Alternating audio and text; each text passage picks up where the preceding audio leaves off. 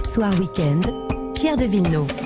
Louis Dragnel, chef du service politique d'Europe 1, Louis aux altères de Marianne Maximiedo et Isabelle Florennes, députée MoDem des Hauts-de-Seine. Déjà au Moyen-Âge, le poète François Villon disait « En grande pauvreté ne gît pas grande loyauté ». Et pourtant, loyal il l'est, il le dit, Édouard Philippe à Emmanuel Macron, loyal et libre, traduisez, pas impliqué dans le combat présidentiel.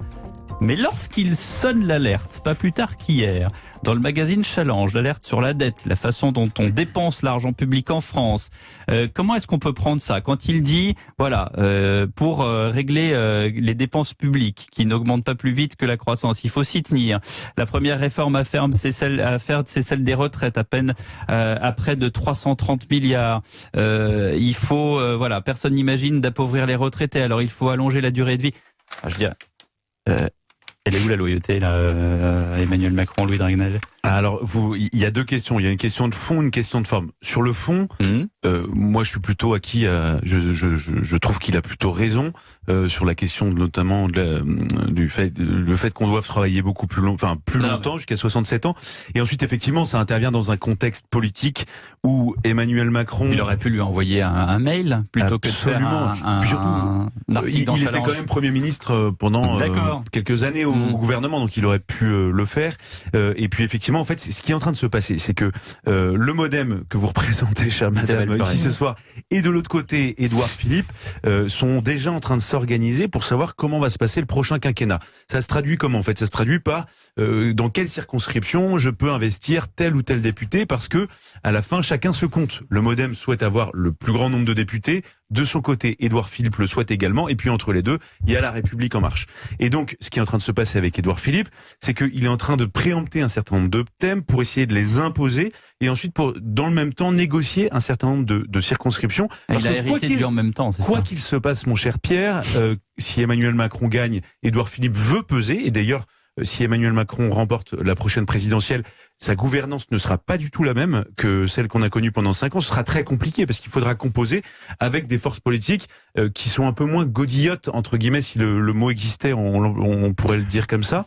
Et donc ça, c'est la première chose, si Emmanuel Macron est réélu. Et puis si Emmanuel Macron n'est pas réélu, Édouard Philippe, il a des ambitions pour après. Édouard Philippe, il se dit, tiens, ça pourrait être intéressant d'avoir un groupe parlementaire, d'avoir une formation qui soutient mes idées, qui essaye de porter un certain nombre de messages. Une opposition constructive, d'une certaine manière. Alors, c'est constructive autour de lui, surtout, pour le faire émerger, pour le faire monter, pour vous voyez. Un shadow cabinet, comme on dit en Angleterre. Exactement. Et du coup, voilà, donc, le contexte actuel, c'est surtout, tout le monde se pose la question, dans la majorité d'un point de vue assez large, sur ce que sera cette majorité après l'élection présidentielle. Dans la majorité, on se pose la question, Isabelle Florennes. Oui. Et alors on réfléchit. Alors peut-être qu'il faut pas sauter les étapes et qu'avant il y a l'étape présidentielle et que cette étape elle est importante. Avant de penser à l'étape de 2027, il y a l'étape de 2022.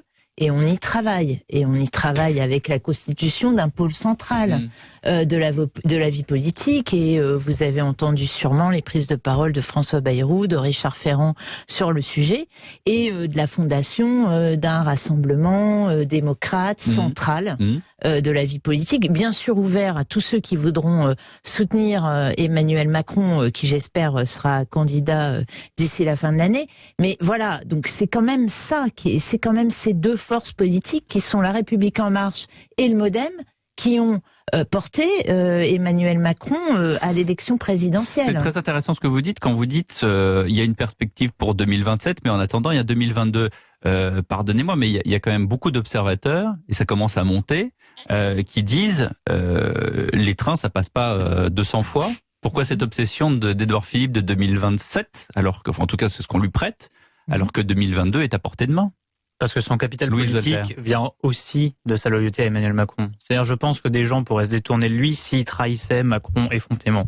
C'est ce que Macron... La proportion serait trop grande, la proportion de ceux qui se détourneraient? Je ne sais pas s'il a fait le calcul lui-même. Je pense que c'est aussi une question d'opportunité. Il faut aussi voir la cote de popularité actuelle du président de la République, le fait qu'il soit en tête dans tous les sondages d'intention de vote.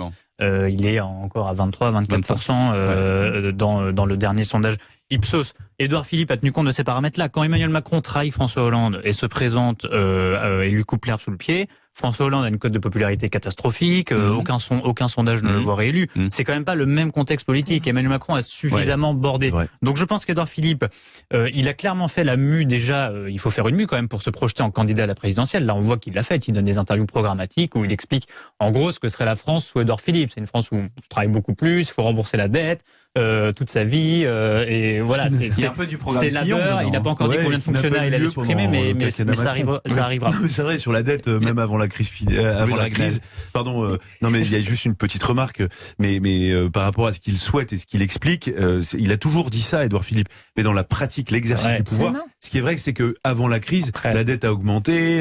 Avant la crise Covid. Bien sûr. Bien sûr, il y avait pas du tout. Avant les aides. Il y avait pas de volonté. En tout cas, il y avait une volonté. Mais dans les faits, la dette n'a pas été réduite. Et sur l'âge pivot, la question de l'âge pivot, on a quand même eu des discussions et on a eu du monde dans la rue et on a eu en tout cas une approche qui n'était pas beaucoup de discussions et beaucoup de manifestations aussi. Et donc là, je dis simplement pour ce que nous représentons autour d'Emmanuel Macron, c'est-à-dire quand même une certaine idée du dépassement de la vie politique, je crains que d'aborder, et c'est très bien qu'on ait le débat avec Édouard Philippe, qu'on l'ait avec lui, que d'aborder la question des retraites uniquement par l'allongement de la durée et de l'âge pivot in fine, parce qu'il revient toujours à cette idée-là, ne soit pas tout à fait notre conception, en tout cas le MoDem, de la façon d'aborder le sujet. Si on parle de l'allongement de la durée des cotisations... C'est la différence entre la droite et le centre. C'est la différence, effectivement.